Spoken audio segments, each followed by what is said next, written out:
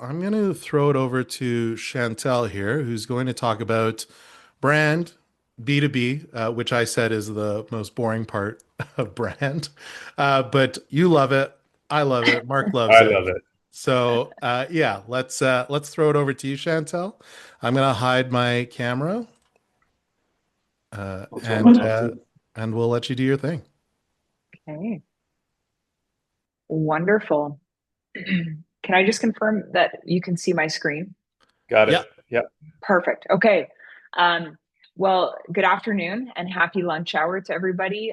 As Derek mentioned, my name's Chantelle, and I'm really excited to be here with you on your lunch hour. Thank you for giving up your lunch hour for talk about B2B brand.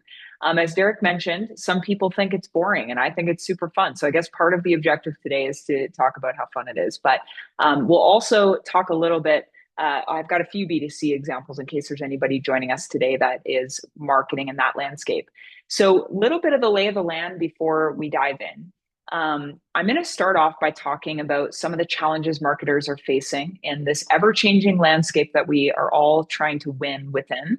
And then we're going to talk a little bit. I'm going to introduce a few concepts around brand and then walk into a couple of examples because I'd like today to talk about strategies that we can use to build distinctiveness and memorability with our brands so that we can stand out in this AI era.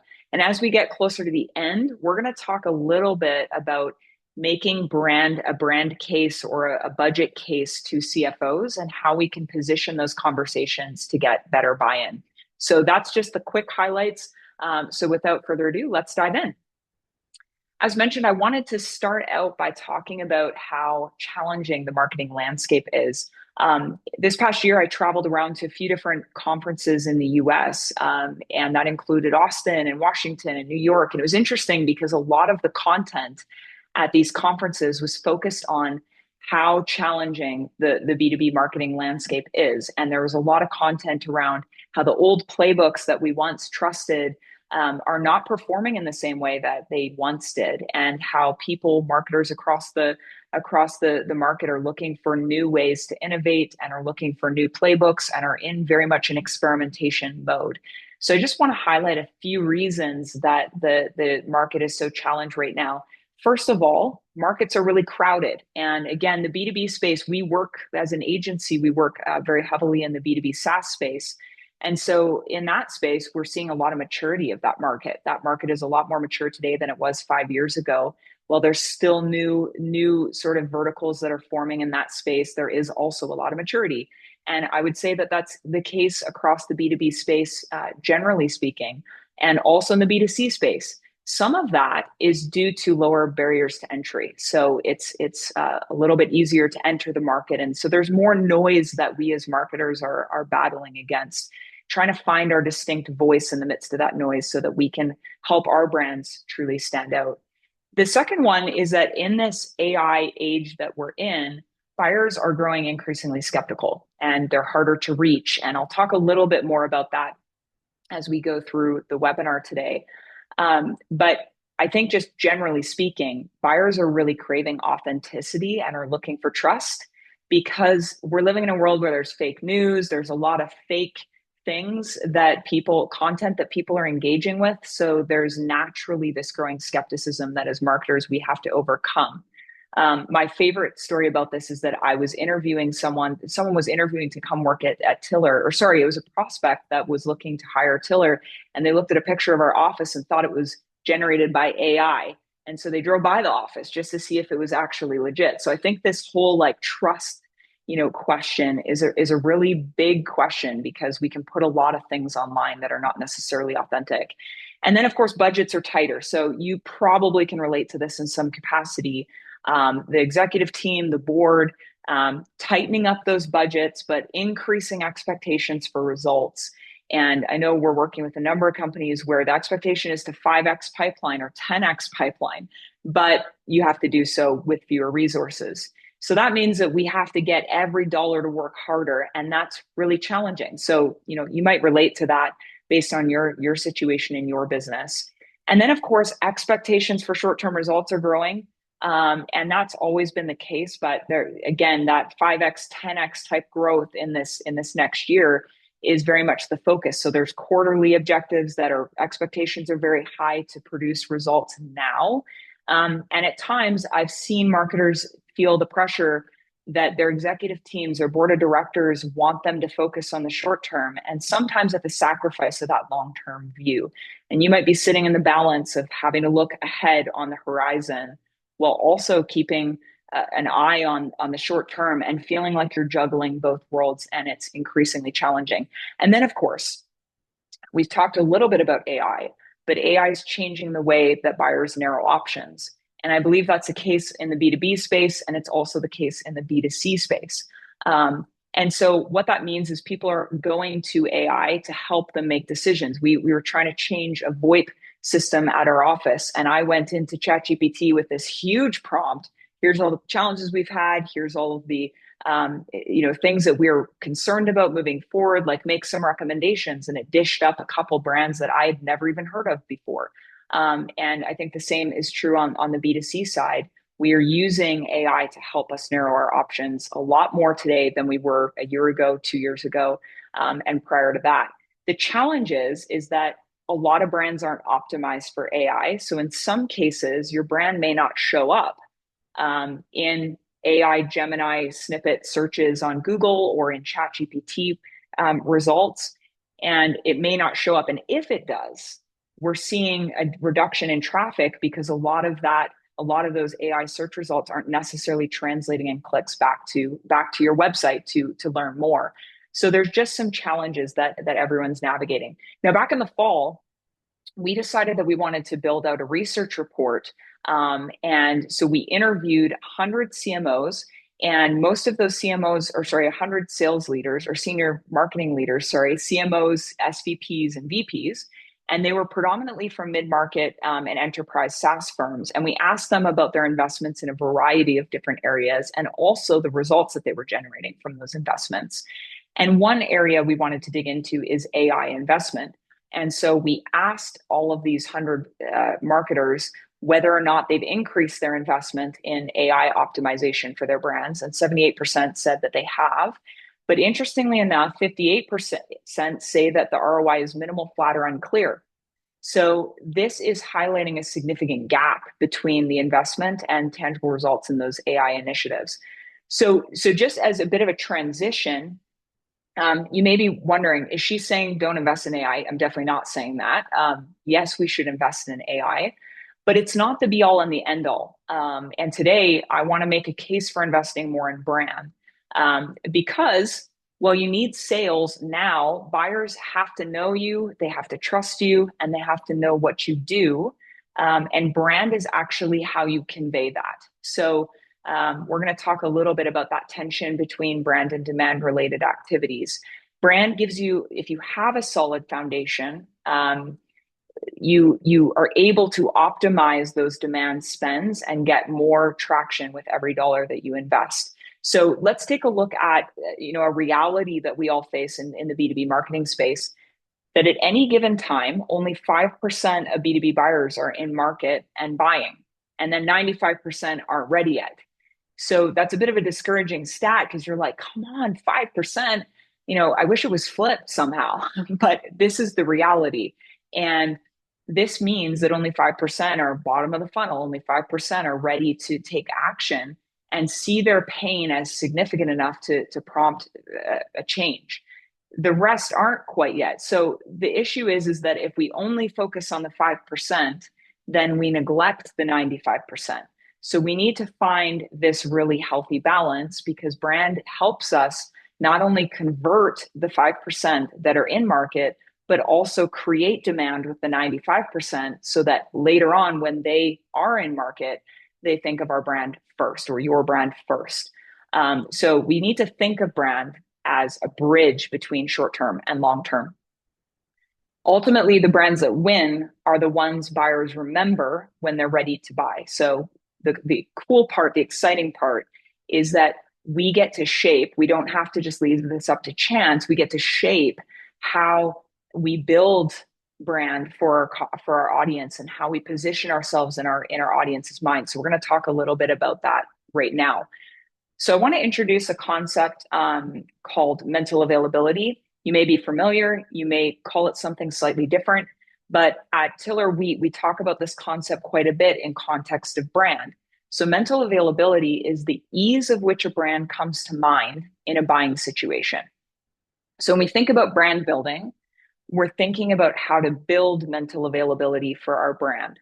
Um, and I want to show you a quick snippet from a gentleman by the name of Pep. He's the CEO of Winter. And Winter, if you're not familiar, is an on demand market research platform that is used heavy in the B2B space. So we use this platform to help us with positioning testing, messaging testing, visual identity testing. We use it quite a bit to help us get real user customer feedback via lookalike audiences to validate some of the marketing decisions that we're making. And he wrote on LinkedIn, again, this is a snippet, most B2B brands think they have a pipeline problem. They actually have a recall problem. So I love how Pep is positioning this a little bit differently because I spend my days day in and day out talking to B2B marketers. And oftentimes the issue is pipeline. That's what the issue is described as. But I love how Pep is positioning this as potentially a recall problem or a brand problem. When buyers get budget, you don't exist in their minds. So mental availability is equal to the likelihood your brand comes to mind in a buying situation. Most marketers get this wrong, he goes on to write. They think just seeing your brand builds it. It doesn't. Mental availability strengthens when people use your brand, see others use it, and link it to real buying triggers. So today, for the purpose of focus in the webinar, I want to look at how we can link your brand to relevant buying triggers so that you can build mental availability for your brand. Before we get there, one additional concept that I want to introduce is a concept of category entry points. So if we want to strengthen mental availability, the strategy that we use is to link your brand to real buying triggers or category entry points. So a category entry point is the moment in time, literally the moment that the buyer becomes aware they need your category of service or your product. So I'm going to walk through a couple examples, one B2B example and one B2C example, to bring a whole bunch of this to life and to hopefully connect the dots between these concepts and practically how you could use them to help you build your own brand more strategically. Before we get there, I want to talk about, we're talking about category entry points and we're talking about buying triggers, the moment in time when the buyer is like, I need to find a solution. As marketers, we all are well aware that we can spread ourselves way too thin if we're not careful. So I imagine that if all of us left this webinar, went to our boardrooms, went to whiteboards and started writing down all the buying triggers that might cause someone to look for your solution, we'll find lots of them. And if you were to build campaigns and invest in trying to build mental availability around all of those triggers, you'd likely spread yourself too thin.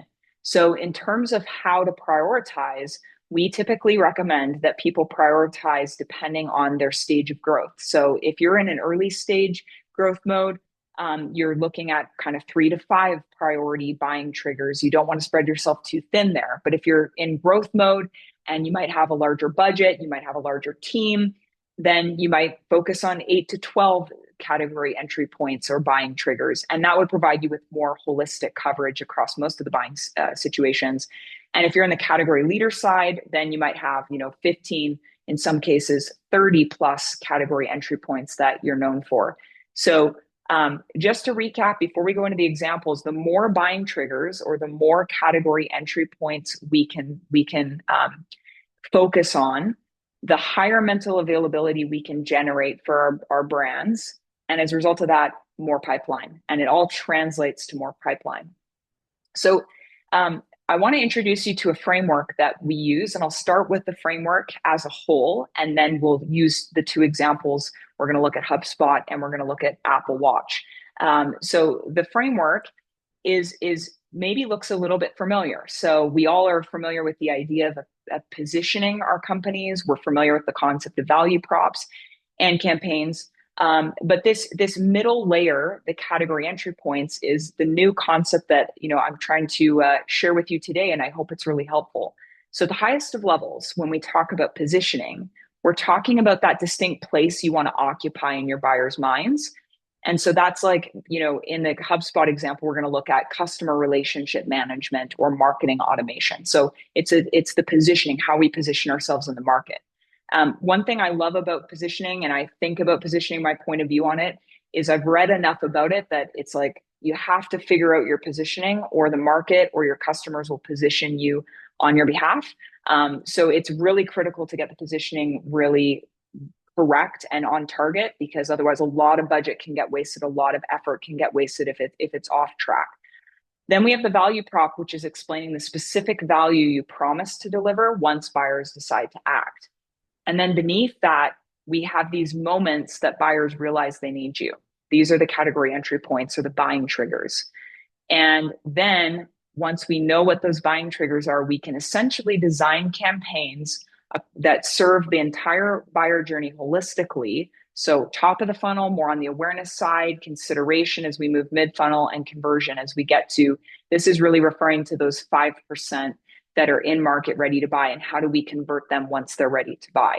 So again, this probably looks a bit familiar. The category entry point layer is what I would like to propose thinking about, because it can really help hone your marketing campaign strategy as well. So let's dive into an example, and hopefully that will help bring all of this to life. So HubSpot is the example we're using here, B2B example, and this could be their framework. Again, this is conceptual. I didn't call HubSpot and ask them if this is their framework, but if we were to take what we see in market and put it into this framework for the sake of illustration, we'd probably see something like this. So we know that HubSpot is positioned as a customer relationship management and marketing automation platform. So that is how they position themselves in the market. That means that they have a broad competitor set, because there's other alternative solutions in the market that are only a CRM or only marketing automation tools. They provide coverage to both of those. So that's why their positioning is encompassing of both. Then they have a value prop that supports the positioning statement, manage leads, customers, and revenue in one place, and clearly see what's driving growth. Now, if you were to go to their homepage, or you saw their paid ads campaigns, or you looked on LinkedIn to see what they're posting there, you're going to see variations of this value prop in different customer touch points or different buyer touch points. But again, for the sake of illustration today, this is one possible value prop that they leverage. Now, the trick is to think about those triggers that might cause someone to go and search for HubSpot as a solution. So again, for the sake of illustration, we're just picking 3. I imagine they have a much broader set of buying triggers that they're focused on trying to build campaigns for and build mental availability for. But the 3 that we're going to look at today is, we're losing track of leads. That could be a buyer a trigger that could cause someone to look for HubSpot. Or sales and marketing aren't aligned, or I can't easily forecast revenue with our pipeline. So if we think about brand building, and we think about the desire to build mental availability around these category entry points or these triggers, the question is, like, what would we do to do that? So let's dive a little bit deeper. Let's take these category entry points, and let's think really specifically about the moment in time that might cause someone to think we need an alternative solution. So I'm just going to paint a little bit of a picture to help bring this to life, because I really believe thinking about this specifically really helps to inspire the marketing, the campaigns, the messaging, all of those details that are needed in order to build the mental availability. So let's talk about, we're losing track of leads, right? Imagine a sales leader sitting in a boardroom, and imagine it's maybe a smaller company, and they have a couple salespeople, and salesperson A is tracking all of their leads and opportunities in a spreadsheet, and salesperson B decided to sign up for a free trial of Pipedrive and has put all his leads in there. And the sales leader sitting there thinking, okay, wait a minute. I don't have the view that I need. We've got all these leads being tracked in different places, and I'm not sure what salesperson A has done versus salesperson B. We have no common pipeline, no common stages.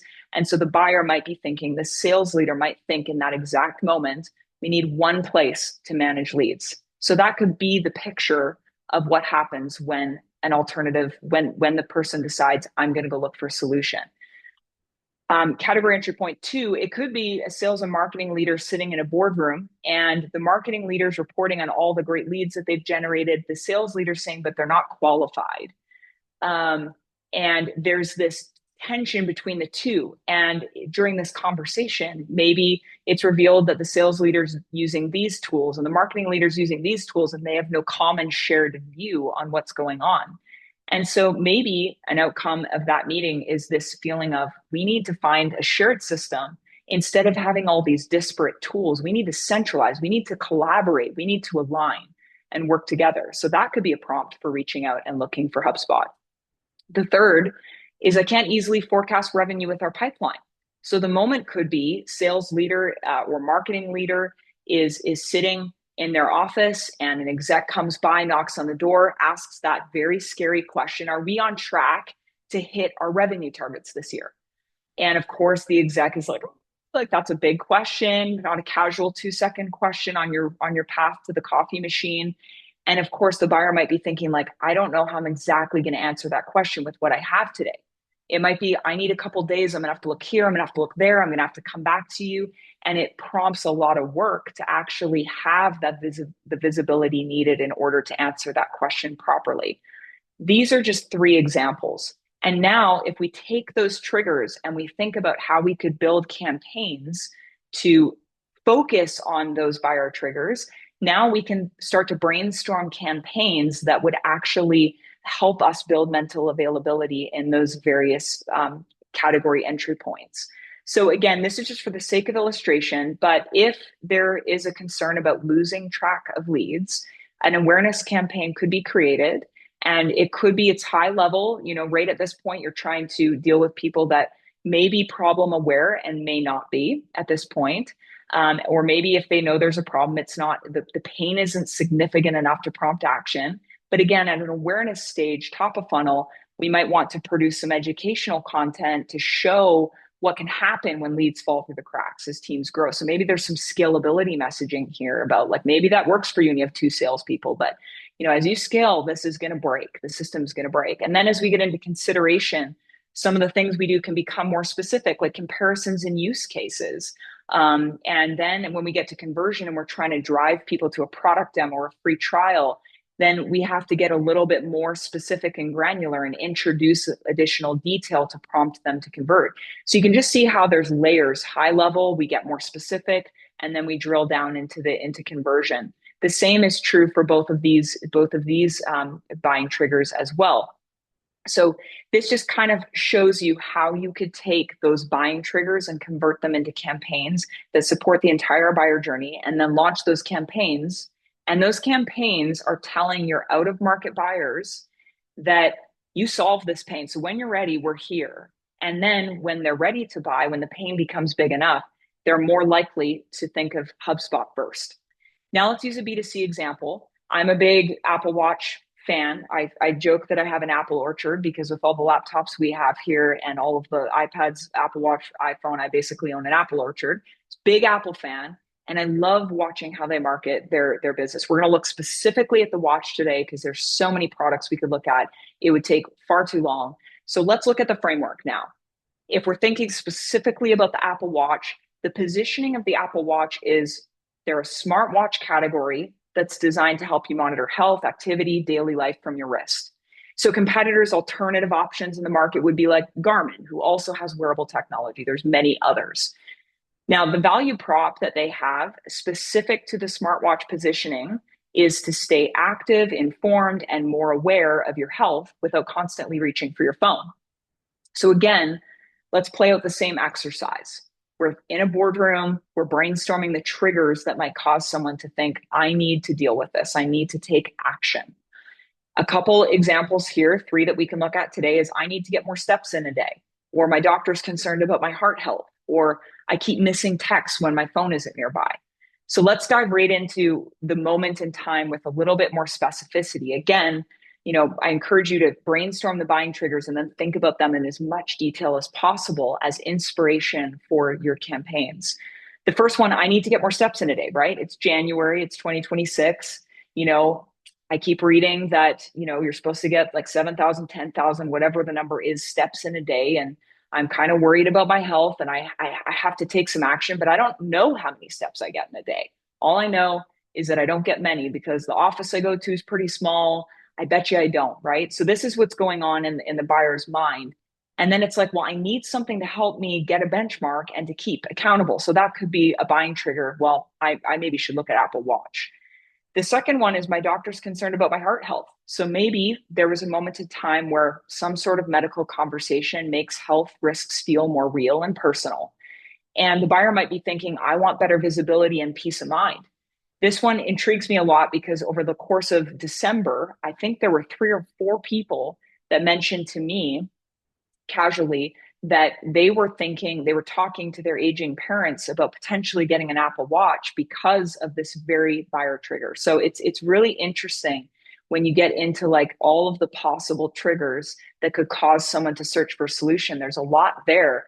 And think about how clear the campaigns can be and how detailed and specific and personalized they can be to that trigger if we think with this level of granularity. And then the third one, I always think of my sister when I think of this one because she has 6 kids and she didn't have an Apple Watch and she kept missing phone calls about important doctor's appointments that were taking place the next day because, of course, with 6 little kids, all very young, they love to hide her phone. And she also doesn't really want it on her all the time because she doesn't want them to be, too dependent on devices and that sort of thing. So just using her as a use case, she keeps missing messages and calls and alerts, but she also doesn't want to be, handcuffed to her phone. So this could be a possible buying trigger. Well, I want to be able to stay on top of things without having to be, connected to my phone 100% of the time. Again, just another possible trigger. So when we think about those triggers, and now we think about the campaigns that we can design to really strategically build mental availability for those triggers, we can then build out awareness, consideration, and conversion campaigns. So again, I need to get more steps in a day. Part of it is awareness. So we could create content encouraging everyday movement, highlighting how small activity habits can add up. That could be top of the funnel. And then in consideration, maybe stories and examples showcasing how activity tracking helps people stay accountable. And then when we get down to the conversion stage, it could be product pages or demo videos that are focused on more step tracking and rings and daily goals. It gets more specific and narrow. My doctor's concerned about my health, same thing. High level educational content at top of funnel about heart health and the value of ongoing monitoring. And then we can get more into educational content in the consideration stage on the value of that ongoing monitoring. And then when we get to conversion, it's probably getting more specific into things like heart rate monitoring and ECG and health notifications. So again, we can get more and more specific as we get down the funnel. But again, Apple is trying to associate their brand with these moments in time so that when they happen, the first brand that any of these people think of is Apple Watch. That's the strategy. So in your use case, whatever your business is, you have buyer triggers as well, and you can build campaigns around those highest priority triggers. And that will get a lot more momentum in terms of building mental availability because it's strategic and focused, and it avoids this whole spray and pray or spreading yourselves too thin. So that's the key there in those 2 examples. So maybe to recap a couple key points is that short-term pipeline, we've established that 5% of people are in market. That's your short-term pipeline opportunities. And when you consistently invest in building mental availability, your brand's more easily going to come to mind when someone's ready to buy. But on the long-term side, the 95% not yet ready to buy, when we consistently invest in mental availability there, we train the target audience to remember your solution and the category you play in when they're ready to buy. So that's why this strategy is and investing in this building mental availability is so powerful because it not only helps the short term, it also enables long term. So 5 quick things to consider as you build a strategy around mental availability. The first is to root your category entry points and your buying triggers in real customer insights. So I know I'm having to make some assumptions in a webinar context, but assuming that you have customers, the very best thing that you could do is to talk to your customers about what triggered them to look for you as a solution. Like what was the trigger? When I speak with potential new prospects, I love to ask what prompted them to outreach because just that simple question can reveal a lot of things that are going on in their business that triggered them to look for a solution. So again, we're really passionate as an agency, leaning into the voice of the customer, asking the customer questions. You can use interviews, you can use surveys, whatever it might be to help you understand those buying triggers. And once you know them, then you can look for patterns amongst those triggers to help bring to the surface the top 3 to 5, wherever you are in terms of your growth, the top ones that you should focus and build campaigns on. The other benefit to asking customers is we get to hear their language. We get to hear the words they use. So not only can you look for patterns, you can also look for common language or language overlap. And then when building campaigns, we can use those very words that the customers are already using to describe their pain, to describe the benefits that they're looking for, whatever it might be. So that's one piece of advice to keep in mind. The second is to be memorable. And I think that's a very easy thing to say, and it's a hard thing to do when markets are crowded and they're saturated. But when we think about taking those buying triggers and building campaigns to build mental availability, we need to think a lot about distinctiveness. So the advice is to build a memorable visual and verbal identity. This is referring to what we say it, how we look in market, how we make people feel. Brand is so big and it's so powerful, and we can be really thoughtful about being distinct. And so, yeah, if you look around and look and sound like everybody else, it's likely you won't be remembered because that distinctiveness and memorability isn't there. So that's an important piece. A quick personal kind of tiller note is that we were looking for ways to become more distinct as an agency. And so we thought, what are some ways that we could be a little more creative with our brand and be a little more distinct? So our team brainstormed the idea of creating an original comic series and basically sharing, called The Adventures of Brand in Demand. And every week we share a little bit of a story that we believe marketers will relate to. And that's a way for us to not only connect with our buyer and our community, but also to help them feel understood, because we're highlighting stories and moments in the comics that marketers are facing day in and day out. So it's a way to build a bridge with your audience that's a bit different. And so we, of course, created the original comic series. We then have created some calendars. We're doing some ABM. We're posting on social. And this one idea that is a little more distinct in our space can be leveraged in so many different ways to build mental availability with our audience. So that's just a quick example. The third point is to be really consistent everywhere. As marketing teams grow and as brands grow, consistency is always at risk, because now we might have 4 writers writing about the brand, or we have multiple designers, and there's challenges. We have multiple paid media specialists, whoever it might be. The bigger the team gets, the harder it is to keep things consistent. But brands that are very consistent are brands that build mental availability quicker, because every touch point in the buyer journey, every touch point out there is consistent. And so everyone is an opportunity. So mental availability really compounds when buyers see the same thing showing up repeatedly across those different channels and campaigns in different contexts. This one is an encouragement to stick with it, because we all know that brand building takes time. We've talked about the tension between the short term and the long term. But mental availability is very much built over time. It's not days and weeks. It's not even quarters. It is year after year investing in these buying triggers very intentionally and strategically, so we can build that mental availability with those out of market buyers. So the advice on the next slide here is to start small and build over time. That's why you don't want to choose 15 buying triggers. If you've never leveraged the strategy in the past, choose those top 3 to 5 and build your campaigns around that, so that you can be consistent and you can give those campaigns the time and energy that they deserve. So as we wrap, I wanted to just take a couple of minutes to talk about building brand investment, getting buy-in for brand investment, because a lot, as I mentioned earlier on, a lot of C-suites and board of directors and investors are looking for immediate results. And so as marketers, we're always facing that tension of how do we invest in both? Because if growth demands both brand and demand, then we have to invest in both areas. So before I do that, maybe just a quick comic for you now that you know about our original comic series. just to shed light on the pressures that you might be facing or you might have seen in previous roles or in your current role.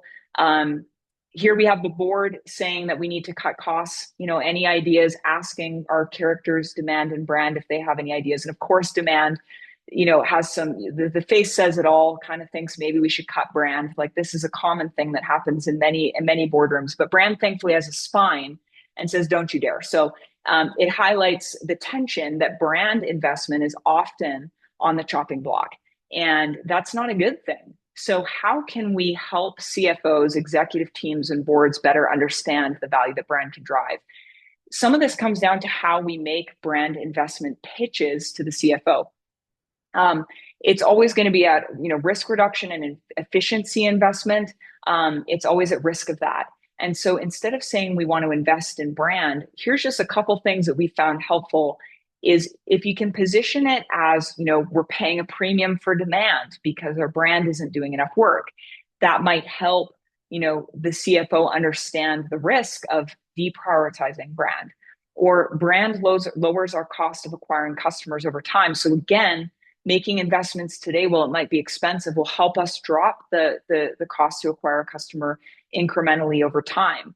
Or brand reduces conversion friction across the funnel. So maybe there's something about the how leads go through the funnel that could help position it, better to CFOs. I think the blanket statement we need to invest in brand is insufficient. So I think painting a deeper picture is very much important. Here's a couple other quick thoughts for you in case you're facing this right now as you fight for budget. And I know it's January, so maybe you've already gone through all this budgeting, but without brand, sufficient brand investments, typically we end up with a higher cost to acquire a customer um, and lower click-through rates, so people don't click through as frequently. We end up with longer sales cycles, more pressure on paid media, and downward pressure on price. And in contrast to that, with brand investments and a solid brand, really strong brand with high awareness, equity, mental availability, all those types of things, we're going to see higher engagement from our target audiences. We're going to see better conversion performance. So that traffic that we're spending so much money getting is going to convert better. Stronger inbound demand. Every sales team, wants more inbound leads, so there's less pressure on the outbound motion. So how can we, get better inbound performance? A more resilient pipeline, especially because a lot of times when markets are hard, people go to brands that they know because there is a bit of a fear. Well, what if that player is not around in the future? And then also ability to demand higher price points. I think this one can't be understated. We've had a few companies come and work with us in the past, and that was the very brand problem they wanted to solve. We can't demand high enough prices. We can't make our numbers work. So can we work with you on brand so that we can actually demand a higher price point? So there's a lot of things that a strong brand can influence. And it might be worth leaning on some of this in those pitches that you're making internally. So to recap where we've been today, the case for brand and demand, not one or the other, but both. The reality is, again, as we've talked about, 5% of buyers are in market, but we can't ignore the 95. Otherwise, there's some significant long-term risks to your business. Investing in demand gen will strengthen that short-term pipeline growth, but investing in brand strengthens the long-term pipeline growth. And it also has a residual effect, an important effect on short-term pipeline. The strategy that we've talked about today is to build mental availability with buyers to ensure that your brand comes to mind when they recognize their need for a solution. So I hope that has been helpful and practical. If I were to leave you with after this, what could you do? Going back to the boardroom, the whiteboard, Fig Jam, whatever you like to use, and just brainstorming those buyer triggers, and also interviewing customers via survey, live interview, and trying to identify those priority buying triggers that you can focus your brand investments on. It'll be well worth the energy. So I think with that, I'll pass it back to you, Derek, and I think you're going to facilitate Q&A. Sweet. That was fantastic. That was a lot. And it was great. I really enjoyed it. I have a lot of notes here. Um, Folks, if you have any questions, you can either type them in the chat or you can raise your hand and I'll actually turn on your audio if you want to chat with Chantelle live. Actually, Mark, you had a question here. Why don't you ask it if you want to start a discussion here with Chantel? Sure. Yeah. Well, first of all, love the presentation, Chantelle. You have no idea how big of a smile I had out of my face as you were doing that. Oh, So amazing. thanks, Mark. I put in a whole bunch of links and references for anybody that's interested. One of the to some of the things you're talking about, because I've interviewed a lot of people that have published all this information. So there's Yeah. hyperlinks in there. Um, so one of the questions that comes up for me when I've been doing this with clients, and I love your take on it. There's all these category entry points, so you can't treat them as equal. And since we have limited budgets, there's always a question around like, well, how do we manage this? How long should we invest in this category entry point? Is it like, do we treat it like a sales activation where it's like a 3-week campaign and we just go after it? So I'm kind of curious on your take on how to um, how you work with clients in terms of making recommendations in those investments in those resource allocation to building out. I don't know if we want to call them funnels for each Hmm. category entry point, but just those market opportunities that you see. Yeah, that's a great question. Thanks, Mark. What comes to mind, what we've done is we've thought about it more on a quarterly basis. So we have Mm. run some experiments with customers. So we make a hypothesis around those priority buying triggers or category entry points, and then we choose sort of prioritization because sometimes we can't, due to budget constraints or time constraints, we can't invest in all of them at the same time. So we make a hypothesis based on any available data that we have, and sometimes there's things like seasonality or events coming up or market things like going on that might help us with the prioritization. And then building out some campaigns or some activations and running with that for a quarter so that we get some kind of meaningful feedback before we pivot. And then we usually try to introduce additional category entry points. It's always nice when you can have a few of them in market so you can measure the performance of those. But we haven't done anything in like a 3 week or 4 week capacity. It's been more on a quarterly frequency to give it a fair go. Yeah, thanks. Mhm. Yeah, actually, on the category entry points, what metrics would trust, and like which ones would maybe like mislead Mm. what you're doing? Yeah, it's funny that you asked that because I had a slide with some metrics and I deleted it just before I did this webinar because I Oh, was worried it would be too deep. It would go too deep. But recall is like an important thing to measure as it relates to this. I think brand awareness is an important piece, but brand awareness isn't it isn't detailed enough. Like people may know the brand at a high level, but they may not know at a granular enough level. So recall is more specific to that buying trigger. So that would be something that I would recommend. But there are a lot of different metrics, and it is hard. Like attribution is hard to achieve as well. So I would say recall and recognition are kind of the two things that I would focus on. and Chantel, like, we got to go for lunch. yeah. What did you say? We got to go for lunch. Yeah. Okay, sounds Lunch good. is I an haven't important I haven't metric eaten too. yet, so let's go. Uh, Um, yeah, what would some of those KPIs be of recall, would you say? Mm. Sorry, now we're gonna go deep into the slide that you didn't include. Well, I think it depends on the business. Like we've been talking about this internally because we're trying to better understand exactly what metrics make most sense. Like I think at a very basic level, you can use like branded search to help you. Hmm. But and you can use mentions, but the context is needed to know if it was related to a category entry point. So for example, if let's say on LinkedIn, a brand is investing quite a bit in thought leadership and they're posting frequently and positioning themselves as thought leaders. If you start to see mentions in comments where people are looking for a solution, and then someone says you should check out this, and they say it in context of a pain point or a solution, then you have a little bit more context. Like we've seen this on Reddit where it's very much like user generated content, right? So if someone's looking for X type of solution. We saw this with one of our customers that has an energy management solution. Someone was asking a question about energy management, consumer energy management, and then someone chimed in and said, "Have you heard of Jotson?" And they do this. So it's kind of like connecting the branded name to the trigger or to the context, but then you have to get into like looking at the context and all of the branded mentions and Mhm. branded search, right? So it is tricky and very much use case specific, but hopefully that Yeah. helps a little bit.